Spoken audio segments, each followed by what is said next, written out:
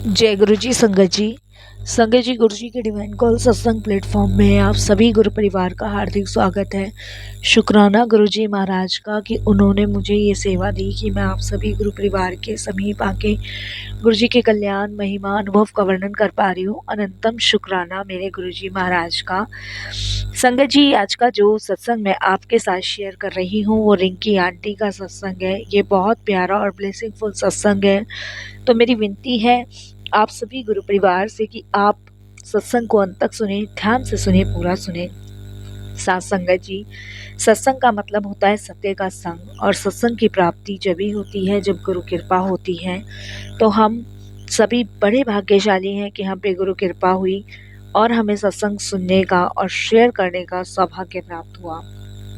तो प्लीज साथ संगत जी, बिना स्किप किए आप सत्संग को बड़ी श्रद्धा भाव से अंत तक सुनिएगा और पूरा सुनिएगा। सत्संग में वो शक्ति है, वो ताकत है जो अनेकों दुख, दर्द, कष्ट और रोगों को दूर करती है।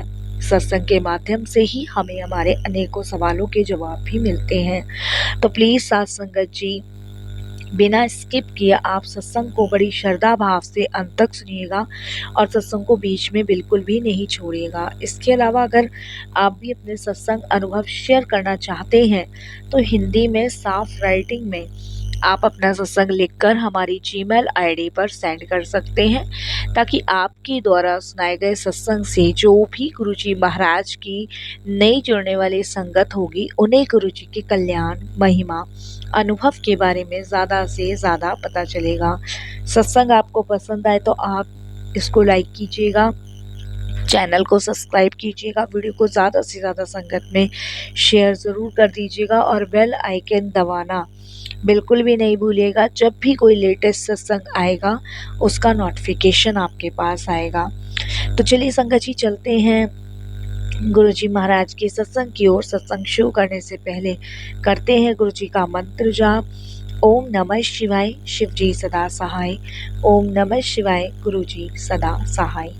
जय गुरुजी। साथ संगत जी, सबसे पहले गुरुजी महाराज के चरणों में कोटि कोटि नमन। सारी संगत जी को जय गुरुजी। अनंतम अनंतम शुक्राना मैं अपने गुरुजी महाराज का करती हूँ कि उनकी असीम कृपा से मुझे सत्संग सुनने का और शेयर करने का सौभाग्य प्राप्त हुआ। साथ संगत जी, सत्संग जब ही बनता है जब गुरु कृपा होते हैं, और हमारे जीवन में तो हर दिन हर पल एक सत्संग ही सत्संग है, क्योंकि सत्संग से हमारी एक ऐसी लर जुड़ी है जो सीधी गुरुजी के चरणों तक जाती है। हमारा जीवन सुख में, आनंद में है तो वो भी तो सत्संग ही है। इसीलिए हमारे जीवन में हर पल जो सत्संग होते हैं वो गुरु कृपा से होते हैं, उनकी ब्लेसिंग से होते हैं। तो जिसके लिए सिर्फ और सिर्फ शुक्राना गुरुजी महाराज का, अनंतम शुक्राना, हर पल का शुक्राना। मैं जो आज आपके साथ अपनी जर्नी शुरू करने जा रही हूँ वो कोई कहानी नहीं है, वो मेरी ज़िंदगी का वो कड़वा सच है जो आप सभी के साथ साझा करना बहुत ज़रूरी है। गुरुजी कहते हैं सत्संग शेयर करने से ब्लेसिंग्स मिलती हैं, और वो ब्लेसिंग्स जब कोई सुनता है तो वो डबल हो जाती है। सत्संग एक माध्यम है गुरुजी का, अनेकों ब्लेसिंग्स देने का तरीका है गुरुजी का। सत्संग से बहुत सारे कष्ट, दुख दूर होते हैं। संगत जी, यकीन मानिए जब बंदा दुखी और टूटा हुआ होता है ना, तो उसकी मुस्कान पे साफ झलक जाता है कि वो कितना परेशान है। तो वही है संगत जी कि मेरी ज़िंदगी भी ऐसी ही परेशानियों के एक मझधार बवंडर में घिरी हुई थी, जहाँ से निकलना बड़ा मुश्किल था।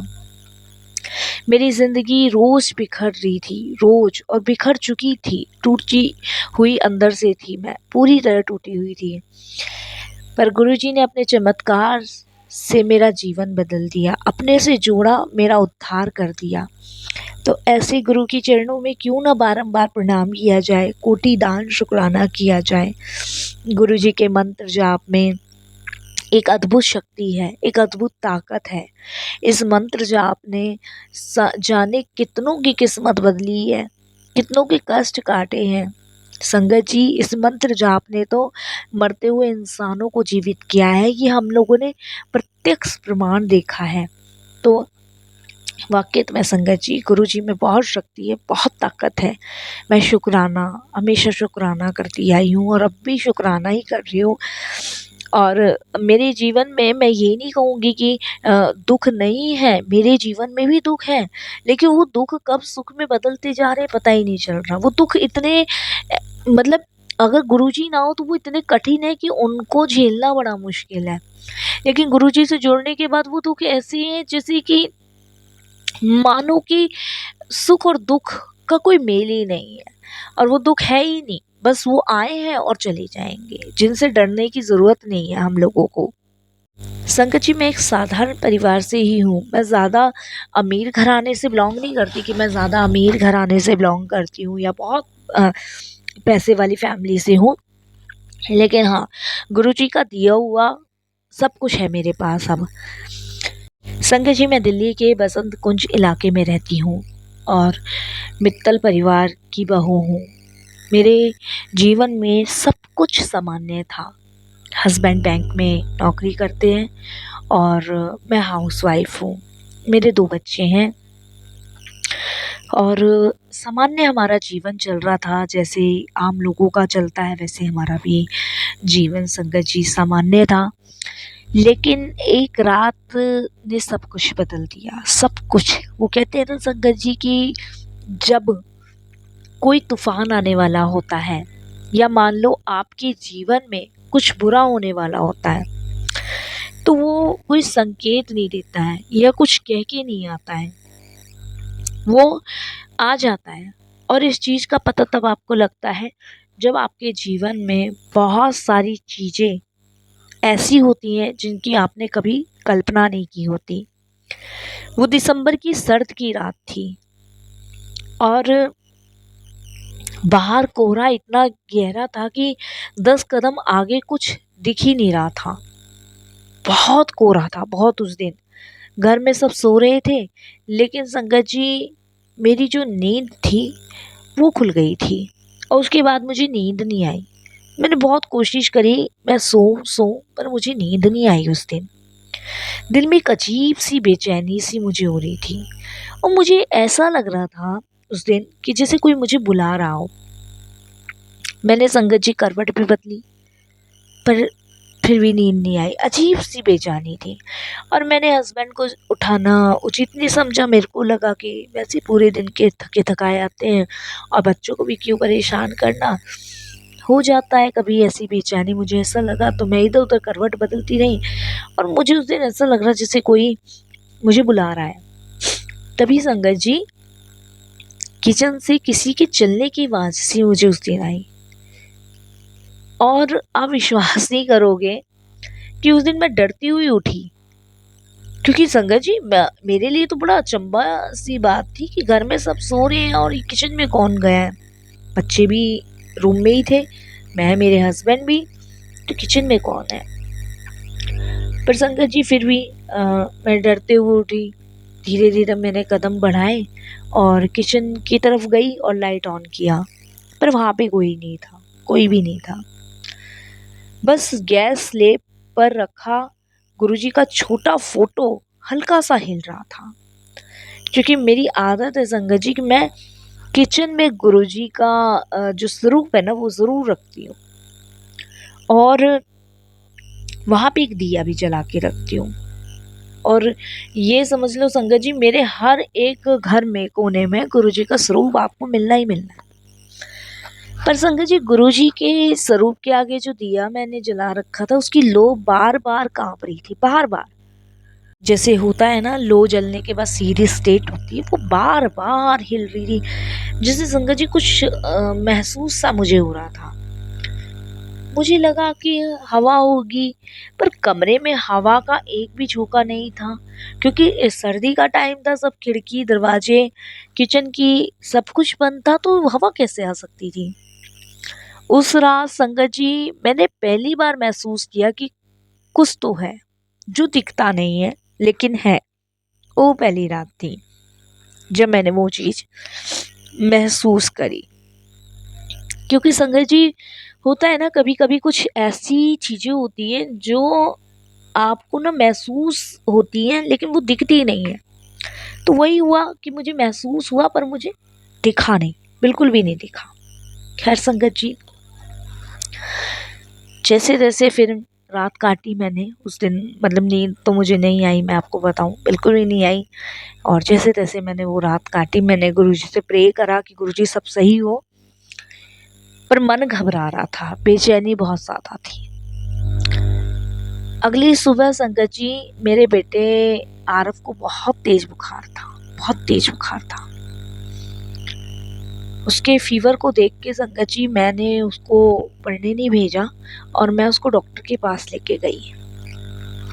जब मैं डॉक्टर के पास लेके गई तो डॉक्टर ने मुझे कहा कि वायरल लग रहा है, 2-3 दिन में ठीक हो जाएगा।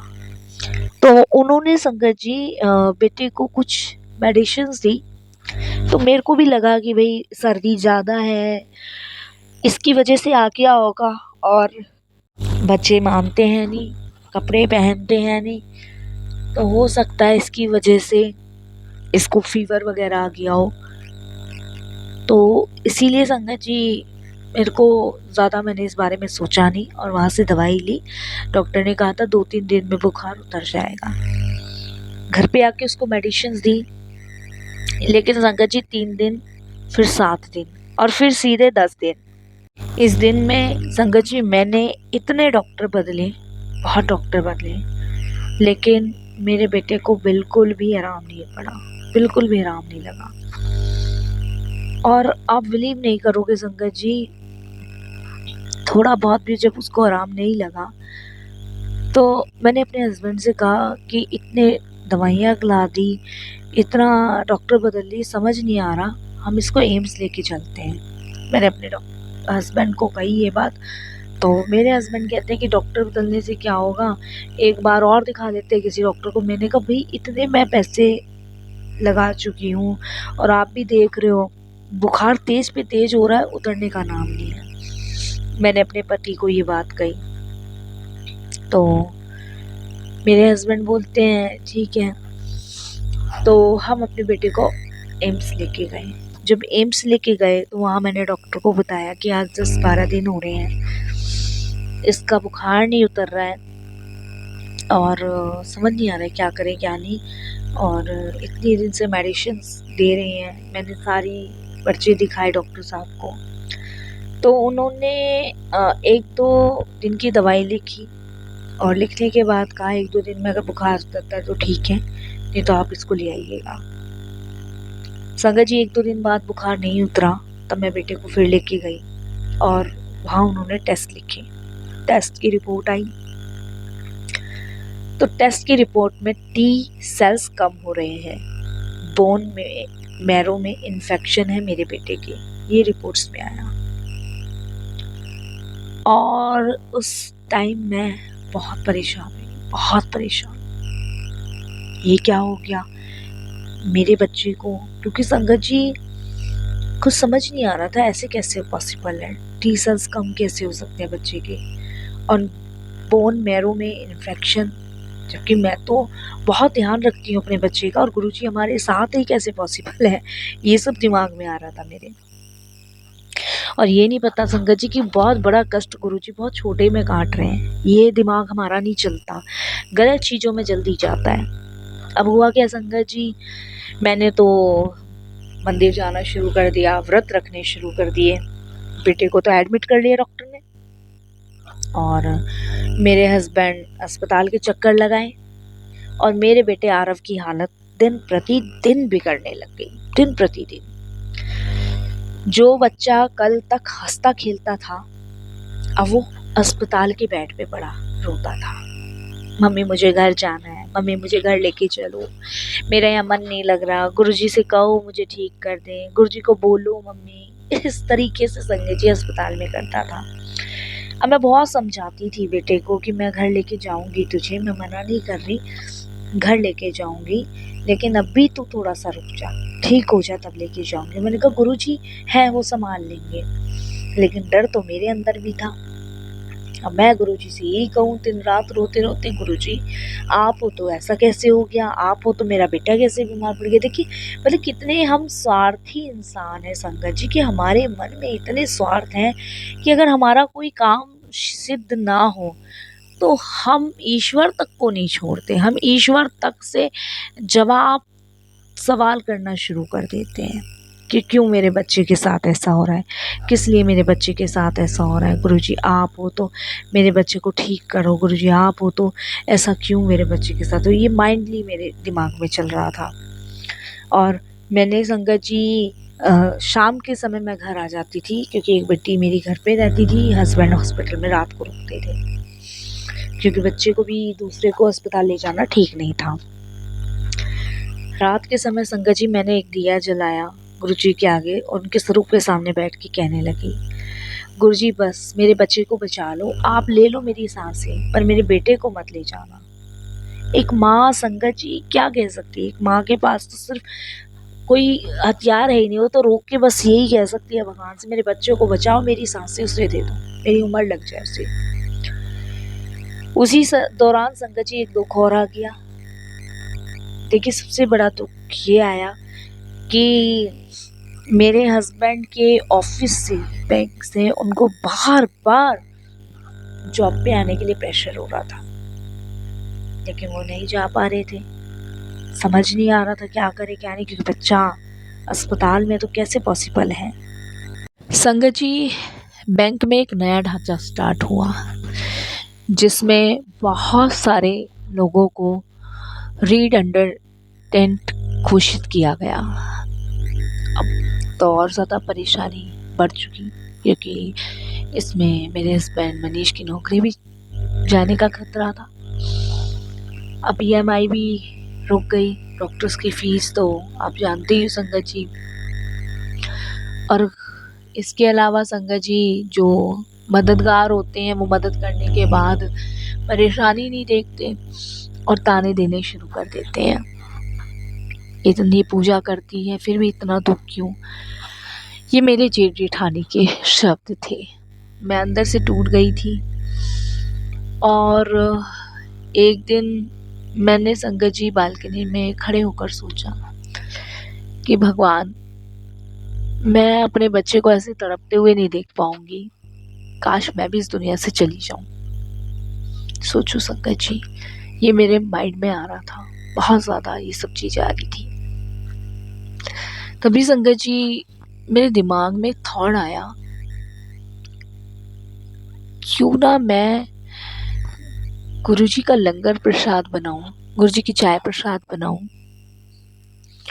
और वो गुरुजी को भोग लगा के अपने बेटे को खिलाऊं। ये मेरे माइंड में थॉट डाला गुरुजी ने। मैंने संगत जी यही लंगर प्रसाद, चाय प्रसाद और जल प्रसाद बनाया, गुरुजी को भोग लगाया। भोग लगाने के बाद संगत जी उन दिनों मेरी मदर इन लॉ आ गए थे गांव से। ये जब उन्हें पता चला आरफ की तबीयत ज़्यादा ख़राब है तो मेरे पास थे। और वो लंगर मैंने संगत जी बस रखा ही था और मेरा दिमाग तो काम नहीं कर रहा था। इतने में मेरी मदर इन लॉ मुझे कहते हैं कि चाय ठंडी हो गई है, और वो मुस्कुरा के बोली जैसे गुरुजी बोल रहे हैं। मैंने कहा चाय ठंडी हो गई है, अभी तो चाय बनाई थी, चाय कैसे ठंडी हो जाएगी। मैंने देखा तो चाय ठंडी हो गई थी। मैंने उसे फिर से गर्म करके दिया और फिर से मैंने गुरुजी के आगे रखा। फिर से मेरी मदर इन लॉ बोले कि चाय ठंडी हो गई है। मैंने कहा चाय कैसे ठंडी हो सकती है, अभी तो मैं गर्म करके आई हूँ। संगत जी उस दिन गुरुजी ने चाय प्रसाद की सेवा करीबन मुझसे 5 बार ली और 5वीं बार में वो चाय ब्लेस कर दी गुरुजी ने।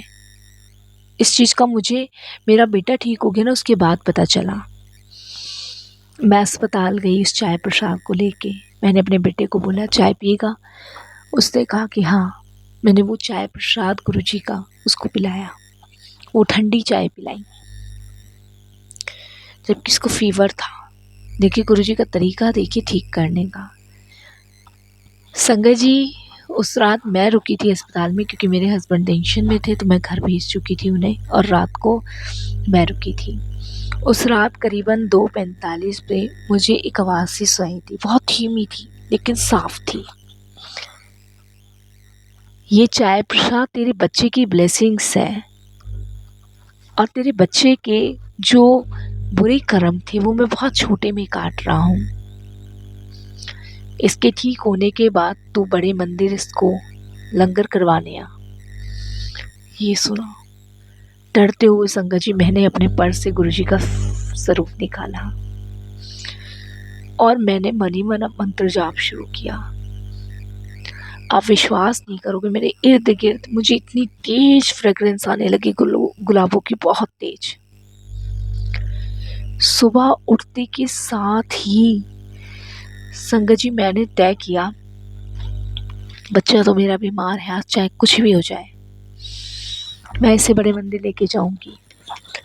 संगत जी आप विश्वास नहीं मानोगे, मैंने एम्स में अपने बच्चे का हाथ पकड़ा, उसे उठाया, सामान वगैरह जो था थोड़ा बहुत पैक किया उसका, बाकी तो हस्बैंड ले गए थे।